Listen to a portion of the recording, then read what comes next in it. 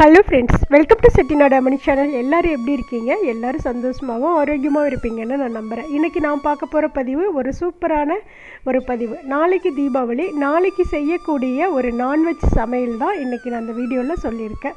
வீடியோவை ஸ்கிப் பண்ணாமல் பாருங்கள். கண்டிப்பாக இந்த வீடியோ எல்லாருக்குமே பிடிக்கும். நாளைக்கு கண்டிப்பாக தீபாவளி அன்னைக்குன்னு எல்லார் வீட்லேயும் இந்த ரெசிபி செஞ்சு சாப்பிட்டு பாருங்கள். ரொம்ப ரொம்ப சூப்பராக இருக்கும். நாளைக்கு தீபாவளினால் அதிகாலையிலே எல்லாரையுமே எந்திரிச்சிட்டு குழந்தைங்கள்லாம் பார்த்தீங்க அப்படின்னா வெடி போட ஆரம்பிப்பாங்க. பெரியவங்கள்லாம் பலகாரம் இதெல்லாம் செஞ்சிட்ருப்பாங்க. காலையில் அதிகாலையிலே எண்ணெய் தேய்ச்சி குளிச்சுட்டு புத்தாடை உடுத்திட்டு கோயிலுக்கு போய் சாமி கும்பிட்டுட்டு வந்து காலையில் செஞ்ச பலகாரங்களை எல்லாமே எடுத்து வச்சு சாமி கும்பிட்டுட்டு சாப்பிடுவோம் இல்லையா? சாப்பிட்டு முடித்ததுக்கப்புறம் மதியத்துக்கு பார்த்திங்கன்னா எல்லார் வீட்லேயுமே நான்வெஜ் தான் இருக்கும். அந்த நான்வெஜ்ஜில் இந்த ரெசிபியை நீங்கள் செஞ்சு பாருங்கள். ஏன்னா எல்லாருமே மட்டன், சிக்கன் எல்லாமே எடுப்போம். அவங்களுக்கு பிடிச்ச ரெசிபியெல்லாம் எடுத்து பெரும்பாலும் வந்து தீபாவளி அன்னைக்கு நான்வெஜ் தான் செய்வாங்க. அன்றைக்கி செய்யக்கூடிய ஒரு சூப்பரான நான்வெஜ் ரெசிபி தான் இதில் சொல்லியிருக்கேன். கொங்கு ஸ்டைலில் சூப்பராக இருக்கும். வீடியோவை ஸ்கிப் பண்ணாமல் பார்த்துட்டு வாங்க. இன்றைக்கி நாம் பார்க்கக்கூடிய இந்த ரெசிபி வந்து கொங்கு ஏரியாவில் ரொம்ப ஃபேமஸான ஸ்பெஷல் ரெசிபின்னே சொல்லலாம். அவ்வளோ ஃபேமஸ் இந்த ரெசிபி வந்து. இந்த ரெசிபிக்கு பேர் என்ன அப்படின்னா சிக்கன் பள்ளிப்பாளையம். இது தீபாவளி அன்னைக்குன்னு கண்டிப்பாக எல்லார் வீட்லேயுமே செஞ்சு சாப்பிட்டு பாருங்கள். இப்போ இதுக்கு தேவையான பொருட்கள் வந்து சிக்கன் எடுத்து வச்சுருக்கேன். இது வந்து 2.5 கிலோ சிக்கன் வந்து பொடியாக கட் பண்ணியிருக்கேன். ரொம்ப பொடியாகவும் இல்லாமல் நார்மல் பீஸாகவும் இல்லாமல் ஓரளவுக்கு வந்து கட் பண்ணி எடுத்திருக்கேன்.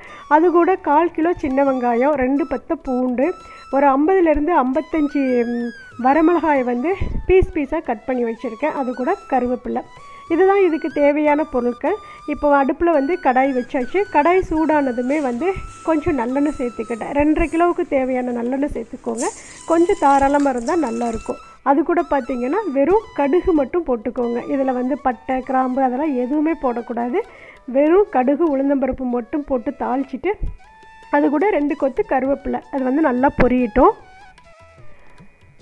இப்போ கருவேப்பிலை நல்லா பொரிஞ்சிருச்சு. இப்போ இதில் வந்து நம்ம கட் பண்ணி வச்சுருந்த வரமிளகாயை இது கூட சேர்த்துக்கலாம்.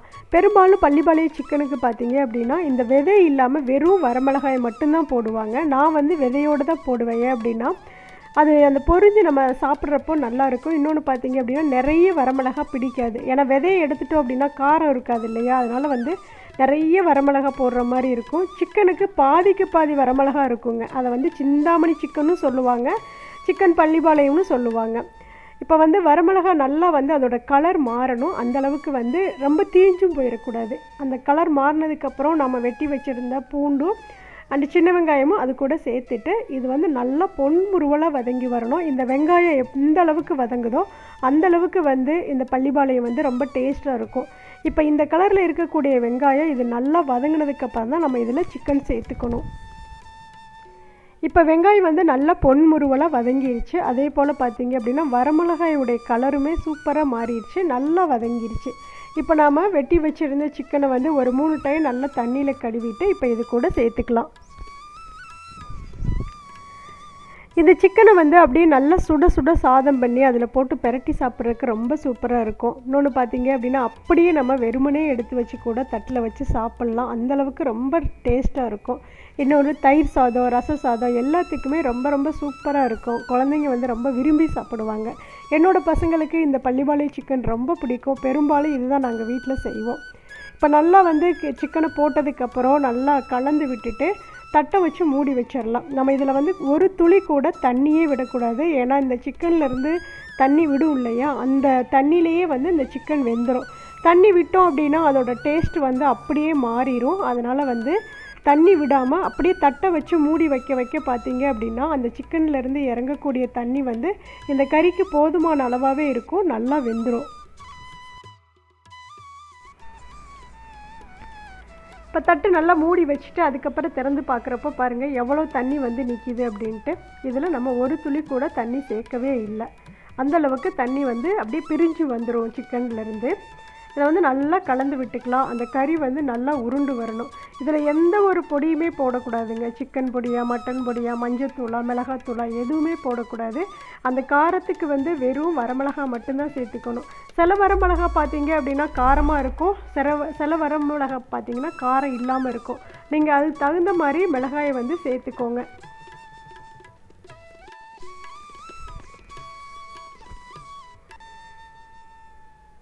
இந்த மிளகாய் வந்து அதிகம் காரம் ஆயிடுச்சு அப்படின்னா நீங்கள் கொஞ்சம் நேரம் இப்போ காலையில் செய்கிறோம் அப்படின்னா ஈவினிங் சாப்பிட்றப்போ அந்த காரம் அப்படியே கம்மியாயிரும்.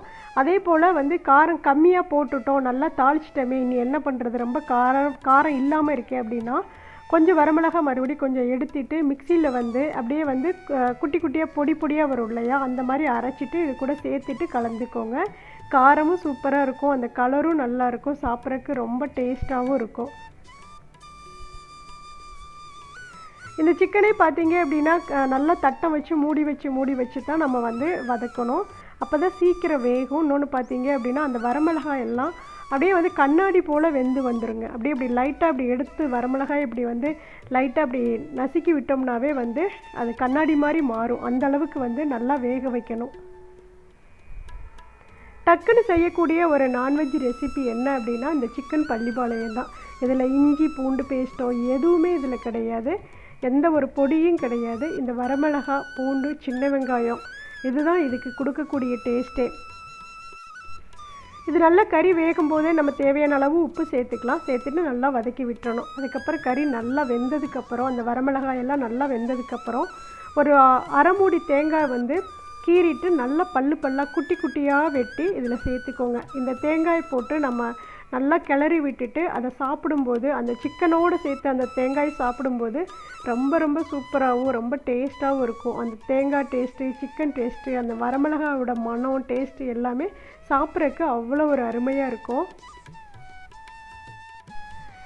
இந்த சிக்கனில் இருக்கக்கூடிய கலர் பார்த்தீங்க அப்படின்னா இந்த வரமிளகாய் வேகுது இல்லையா, அந்த வரமிளகாயிலேருந்து வந்த கலர் தான் இது. இதில் வந்து எந்த ஒரு கலரோ இல்லை மிளகாத்தூளோ எதுவுமே நம்ம சேர்க்கவே இல்லை. சில பேர் வந்து மஞ்சத்தூள் சேர்ப்பாங்க, ஆனால் அந்த மஞ்சத்தூள் வந்து போட்டோம் அப்படின்னா அதை அந்த மனம் வந்து மாறுற மாதிரி எனக்கு ஒரு ஃபீல் ஆகும். அதனால் நான் பெரும்பாலும் மஞ்சத்தூள் சேர்த்துக்க மாட்டேன். இதே மாதிரி தான் சிக்கன் பள்ளிப்பாளையம் செய்வேன். ரொம்ப ரொம்ப டேஸ்ட்டாக இருக்கும்.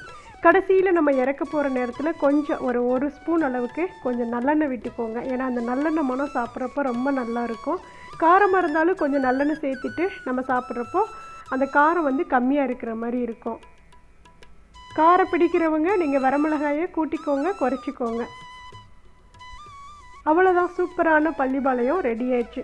நல்ல சுட சுட சாதம் வச்சு இந்த சிக்கனை வந்து அப்படியே வச்சு சாப்பிடும்போது அவ்வளோ அருமையாக இருக்கும். நாளைக்கு தீபாவளிக்கு மதியம் எல்லார் வீட்லேயும் நான்வெஜ் இருக்கும் இல்லையா, கண்டிப்பாக எல்லாருமே இந்த சிக்கன் செஞ்சு பார்த்துட்டு இதோட டேஸ்ட்டை நீங்கள் வந்து ருசிச்சுட்டு நீங்கள் எனக்கு வந்து கமெண்ட்ஸில் சொல்கிறீங்க. இந்த வீடியோ பிடிச்சிருந்ததுன்னா நம்ம செட்டிநாடு அம்மணி சேனலை சப்ஸ்கிரைப் பண்ணிக்கோங்க.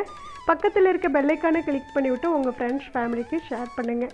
வீடியோ பார்க்குற எல்லாருமே கண்டிப்பாக ஒரு லைக் கொடுங்க. எல்லாருமே பார்த்தீங்க அப்படின்னா ஷேர் பண்ணுங்கன்னு சொல்கிறது வந்து எல்லாரும் தெரிஞ்சுக்கட்டும் அப்படிங்கிறக்கு வேண்டிதான்.